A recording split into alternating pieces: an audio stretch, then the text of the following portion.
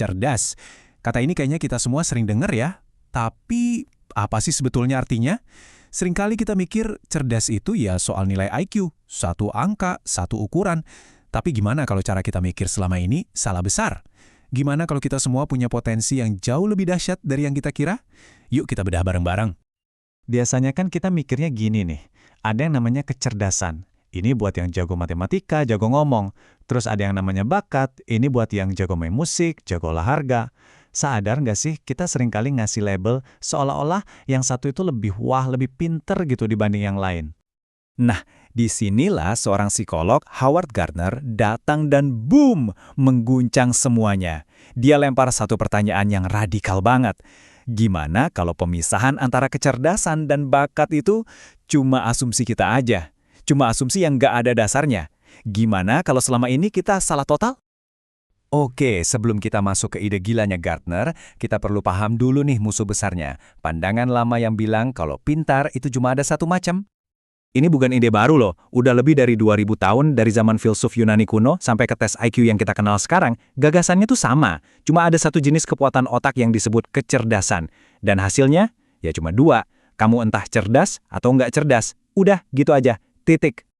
Nah, Gardner punya cara keren buat ngegambarin pandangan ini. Dia pakai metafora si landak. Jadi, ada perumpamaan kuno yang bilang, rubah tahu banyak hal, tapi landak tahu satu hal besar.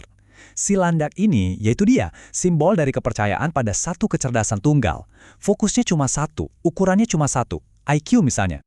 Nah, setelah ribuan tahun didominasi si landak, muncullah Gardner dengan pertanyaan radikalnya.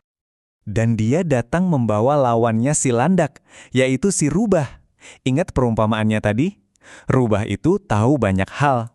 Nah ini dia, simbol dari pandangan Gardner. Bahwa kecerdasan manusia itu ya kayak rubah, lincah, fleksibel, dan punya banyak cara buat jadi pinter. Nggak cuma satu jalan doang. Ini intinya dari argumen Gardner. Dia bilang kasarnya gini, saya nggak terima kalau ada yang seenaknya milih-milih kemampuan mana yang boleh disebut kecerdasan dan mana yang nggak. Poinnya tuh dalam banget kan? Coba deh pikirin, kenapa jago ngomong disebut cerdas, tapi jago menari cuma dianggap bakat? Dari pertanyaan itulah lahirlah teori kecerdasan majemuk yang revolusioner. Gardner mengidentifikasi banyak banget jenisnya.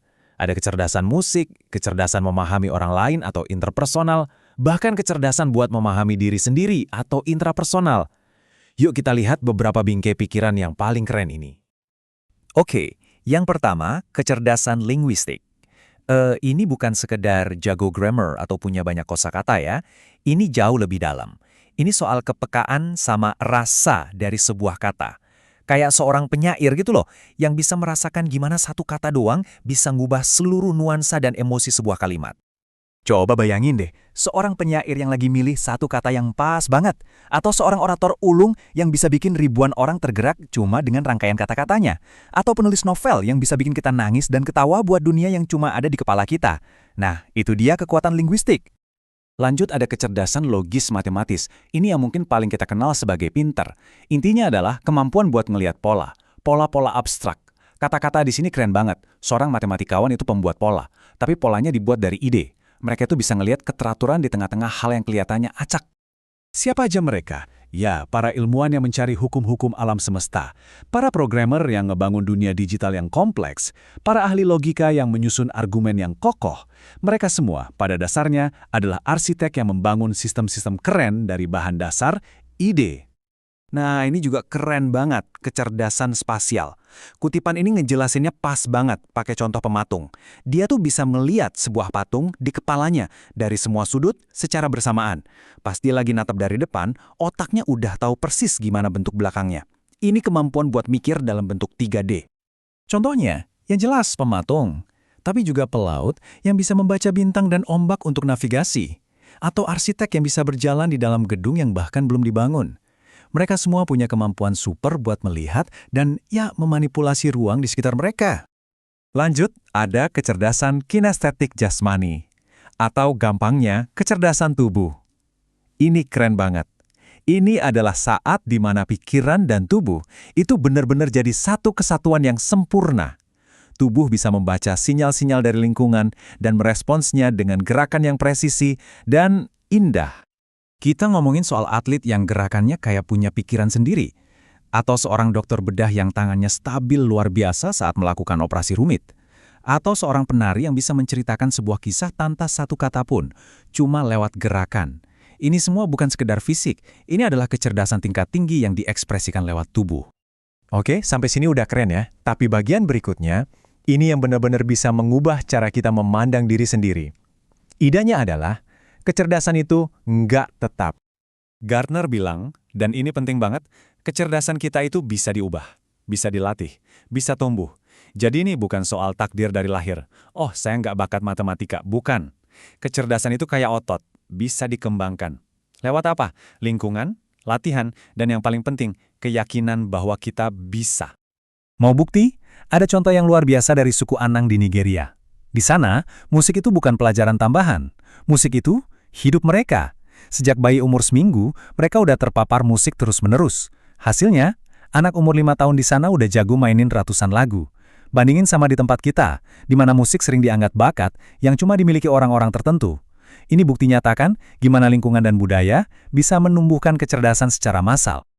Jadi, setelah semua ini, terus apa? Apa gunanya buat kita? Sederhana, ini soal membuka gembok potensi kita yang sebenarnya. Teori ini mengajak kita buat berhenti nanya pertanyaan yang lama. Pertanyaan kayak, seberapa cerdas kamu? Itu kan kesannya kayak ngasih ranking ya. Kita harus ganti pertanyaannya jadi, gimana cara kamu cerdas? Dan yang lebih penting lagi, gimana caranya kita bisa ngembangin semua kecerdasan yang kamu punya? Beda banget kan rasanya? Penting buat diingat ya, tujuannya tuh bukan buat ngotak-ngotakin diri sendiri. Bukan buat bilang, oh aku orang linguistik, terus selesai. Bukan, justru sebaliknya. Ini adalah alat buat membuka mata kita, supaya kita bisa melihat dan menghargai betapa luasnya spektrum kehebatan manusia, baik yang ada di dalam diri kita maupun di orang lain. Sebagai penutup, saya mau tinggalin satu pertanyaan buat kita renungkan bareng. Coba bayangkan, apa yang bakal berubah kalau kita berhenti melihat kecerdasan sebagai gerbang yang dijaga ketat, yang cuma bisa dilewati sedikit orang, dan mulai melihatnya sebagai sebuah taman. Taman yang bisa dirawat, dipupuk, dan ditumbuhkan oleh siapa saja. Potensi luar biasa apa yang bisa mekar dari situ?